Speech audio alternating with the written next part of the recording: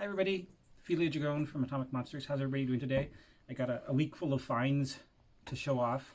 I picked out some of the better pieces, and rather than going through boxes and boxes of stuff, I just decided to display some of them out in the open. First thing I want to actually talk about is thanks to a really good trade with a local friend, I managed to finish my Generation 2 Megatron. I had all the parts and accessories, and it's just kind of a perfect storm. They had a G2 Megatron body that was in really good shape. The only flaw is there's a little bit of a plastic stress mark right there on the head that causes it to not close 100% properly in tank mode, and he's missing the battery compartment. I got to clean a sticker off of him. Actually really excited for him. I'm going to hold him in my collection for a little bit if anybody's interested in him. But let me know, keep checking on me at some point. I'll probably put him in the store. He's actually got some interesting things to him. When Generation 2 came out, the first wave of figures were literally just all the first wave of, most of the first wave of Transformers re-released, but in different colors, in some cases, and some different extra accessories. Optimus Prime came with a sound pack, so did Starscream, and this guy has sound too. But they couldn't re-release the gun mode Megatron because laws regarding toy guns had changed, and he looked like a really realistic Walter PPK, which got him scrubbed off the shelf ages ago, and is the reason why Megatron became Galvatron in the movie.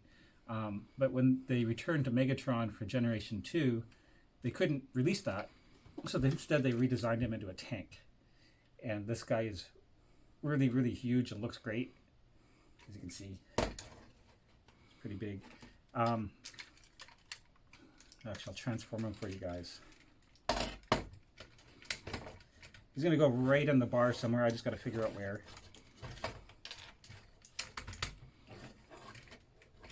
Now, what I wanted to talk about, first of all, is it's really cool how his arms transform.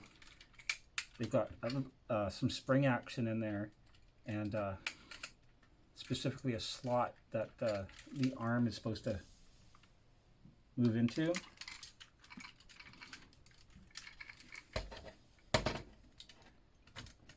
Now that I've untransformed it, of course, I can't get it into that. He's got the head just goes down like that. And he's got the tank goes there. It's actually really cool. On one hand, it's always nice if your Transformer tanks can have a rotating turret, but the way his arms and cannon all transform is really actually kind of spectacular. I think especially for that era, they combine like that. And then on his legs,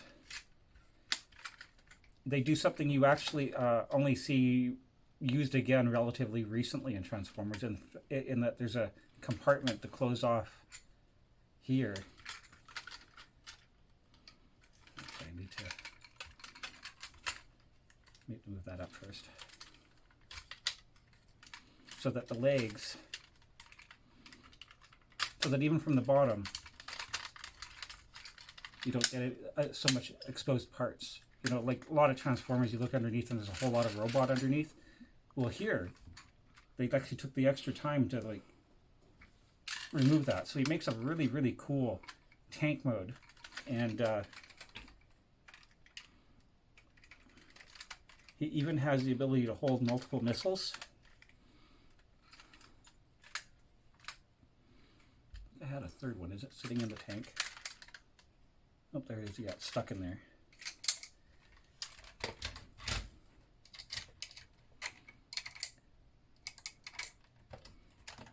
I'm going to shoot him at the Muppet.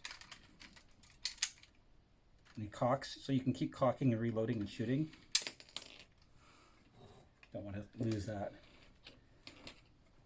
Now we're on the Muppets Most Wanted list for Fozzie Slaughter.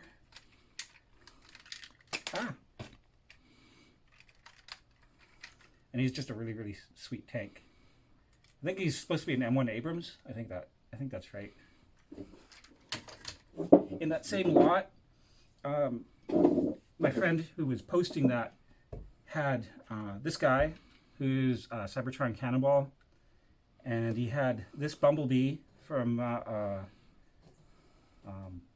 Fall of Cybertron. He was missing his feet, and a bunch of little knockoff figures, and a McDonald's Transformers car. But he had misplaced this guy when I went to buy it.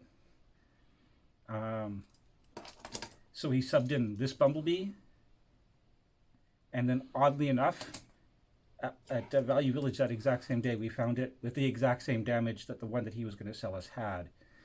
So we're speculating that he sold it to someone, and that person at some point had donated it, and it somehow just wound up at Value Village the exact same day that I went to pick it up, which is a really, really cool coincidence. So this is the Cybertron Cannonball, who is a Red Alert redeco. Got the same head except for just a different paint scheme. Not going to spend time transforming him. But I was going to look at this Bumblebee. It was really cute. See, like what I was saying on there with all the robot parts on the bottom, this Bumblebee has all the robot parts on the bottom. Well, they took the extra effort on that Megatron not to. But this guy's really cute. He looks kind of like animated Bumblebee, but I think he's also more of a, looking at the back, more of a War for Cybertron era style. I have to look it up. I can't remember specifically what this one is. Did I just break your head? Apparently the arch enemy of the Transformers is not the Decepticons, it's me.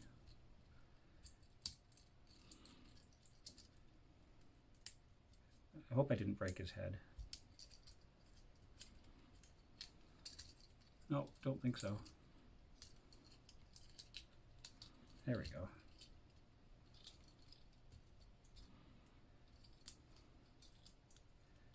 For a little tiny figure, this guy's got some really cool transformation. And his gun transforms too, but I'm not going to open it up because I don't want to send everything flying.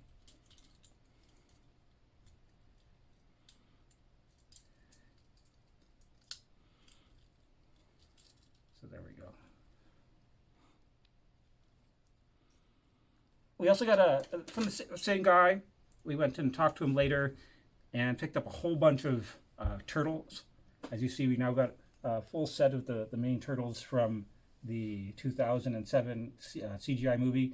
There's more accessories we have. We also have, this is the Raphael's Night Watcher bike. Unfortunately, the Night Watcher that came with it, we have most of his accessories, except for the figure itself is broken. And so we're just putting regular Raph on it. But we have a complete Jungle Leo with all his parts. This Donnie's workbench is really cool. We don't have Mikey's bike, but we're going to find a finger board to use with him if we don't find his regular board. And we've got a splinter. There's also an April, but the April's broken in half. There's a foot soldier. There's also a second foot soldier in the lot, but one of his legs is busted. This Shredder, who was really awesome, even though he wasn't actually in the movie. He was technically dead. The CGI movie actually takes place in the same canon and timeline as the 3 90s live-action movies and the live-action series Beyond the Next Mutation, which we actually did a huge binge watch on all of them, so it was really cool that we were able to pick these up. We also got this air attack, I think, Shredder from the 2003 series. This figure is kind of crap. He has got weird springy action on his arms for no reason. Some other random figure. You got the two of the bad guys from the. This is one of the worst action figures I've ever seen. Two of the bad guys from the CGI movie, who were stone statues from the past, that Patrick Stewart was trying to revive, and then they turned on him, which is a big mistake. Never turn on Patrick Stewart. I'll let that one lay there so it can be aware of its own shame and how badly designed a figure it is. Like, literally has no posability in the legs, and they're derped out like that to start with, so it just goes, there's no way you can pose that. That's one of the worst figures I've ever seen. Same bag also had a whole lot of really cool vintage turtle accessories, which helped Nell a lot because it got us the bow that we needed for her splinter. Now all she needs is the sword cane.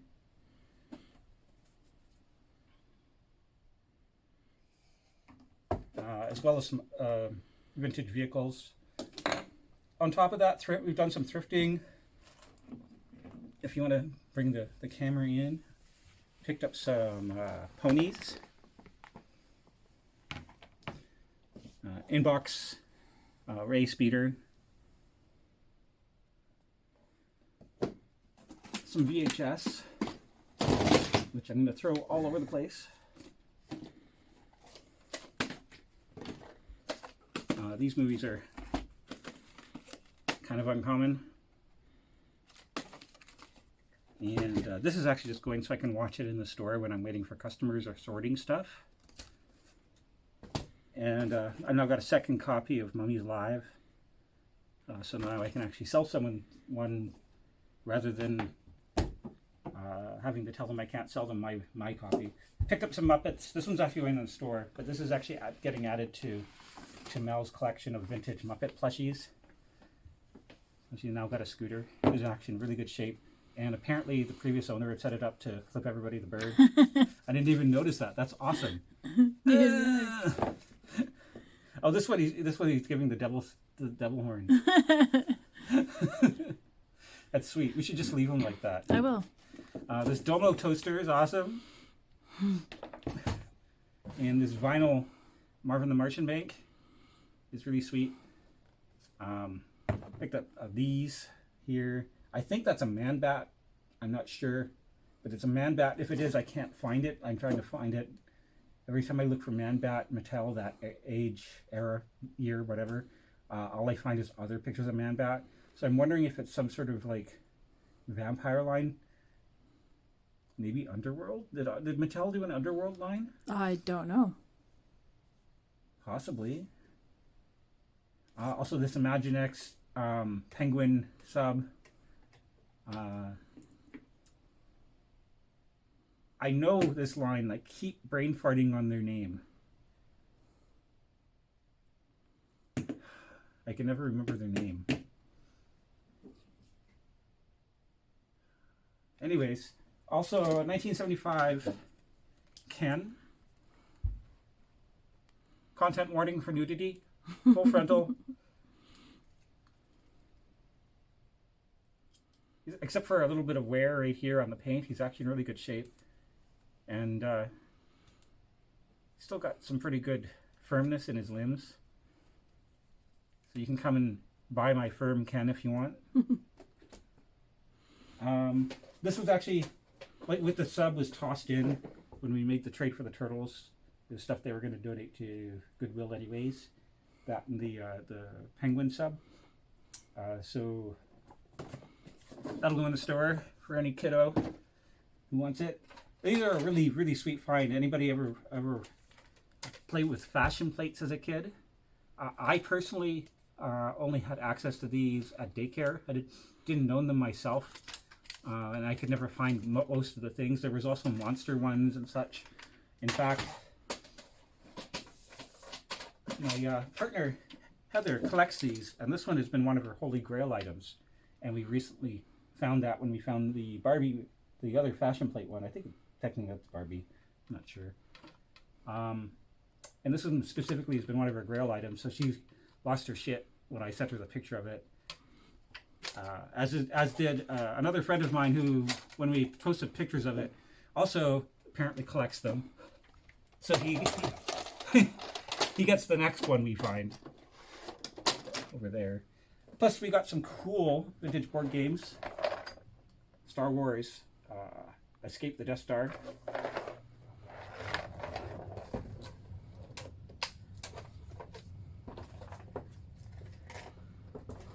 Which is taped shut. So the bit of elastic on it, and then it was taped shut to begin with, so now I can't open it. Oops. Put that there. as well as Mad Magazine. This is from 1978, I think.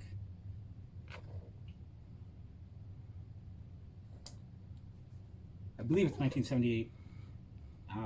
Also another really, really fun old kids game.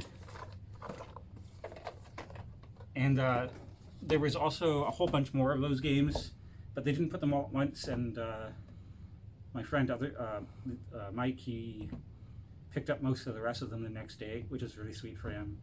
But we're really excited to find those. There's also some Meccano we picked up. Do you think of anything else? Oh, my shirt. Oh yeah, your shirt. Oh my god, now I feel dumb. Apparently I'm an idiot. This awesome shirt for Mel with Harley Quinn as a cat, which was absolutely amazing. There's other random parts in that turtle buy. There's accessories for all of these guys, and some other, like, I think this goes to probably to Raph. A big bag of accessories. There's the Night Watch Raph. As you can see, he's broken on the back. And I think that's it. I don't know how everybody else's week has been. Have you found anything cool? Any new discoveries or thrift finds? Have you been to any yard sales? Oh, we found one yard sale. We weren't actually looking to go yard selling specifically because we were aware that there probably weren't going to be any or many, but we found randomly just driving around one yard sale yesterday when we went out to go meet up with our friends for this trade for the turtles. And it was a bunch of old white boomers, and they were selling face masks for $5, which looked poorly made, and none of them were wearing masks, which is like one of the most ridiculous things I've ever seen. I mean, how do you have awareness enough about what's going on to be selling masks and you're not wearing them? That's weird. Anyways, it was great chatting with you all. Love you all.